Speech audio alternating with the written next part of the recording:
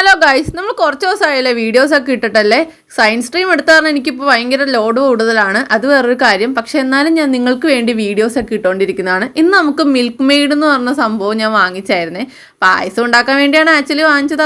അതിന് ശേഷം ആ മിൽക്ക് മെയ്ഡ് ബാക്കി വെച്ചിരുന്നു.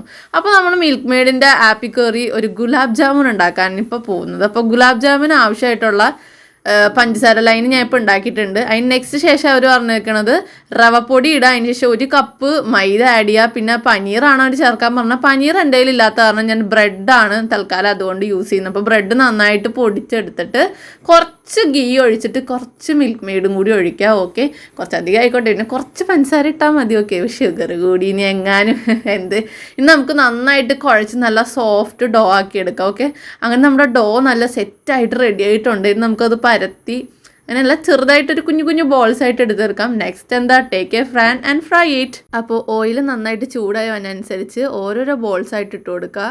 എന്നിട്ട് നന്നായിട്ട് ഗോൾഡൻ ബ്രൗൺ ആവുന്ന വരെ ഫ്രൈ ചെയ്ത് കൊടുക്കുക. ഓക്കെ, ഫ്രൈ ചെയ്തതിന് ശേഷം നേരെ കോരിയെടുത്ത് ഷുഗർ സിറപ്പിലോട്ട് ഇട്ട് കൊടുക്കുക. ഓക്കെ, എൻ്റെ ചാനൽ ആദ്യമായിട്ട് കാണുന്നവരാണെങ്കിൽ ഒന്ന് സബ്സ്ക്രൈബ് ചെയ്ത് സപ്പോർട്ട് ചെയ്യണേ. അപ്പോൾ ഗുലാബ് ജാമുൻ ഇങ്ങനെ ഷുഗർ സിറപ്പിൽ കിടക്കുന്നത് നല്ല രസമുണ്ട്. നമുക്ക് ഇച്ചിരി ഫ്രിഡ്ജിൽ വയ്ക്കാം. എന്നിട്ട് അതിന് ശേഷം നമുക്ക് ബാക്കിയുള്ള പാത്രങ്ങൾ കഴുകാം. കുക്ക് ചെയ്യുമ്പോൾ മെയിൻ ജോലി എന്ന് പറഞ്ഞാൽ പാത്രം കഴുകലാണ്, അത് വേറെ കാര്യം. അങ്ങനെ ഗുലാബ് ജാമുൻ കഴിച്ചു, സെറ്റ് ടേസ്റ്റ് ആയിരുന്നു. നിങ്ങൾക്ക് ട്രൈ ചെയ്യണേ. ട്രൈ ചെയ്യാൻ പറ്റുള്ളൂ. ബൈ.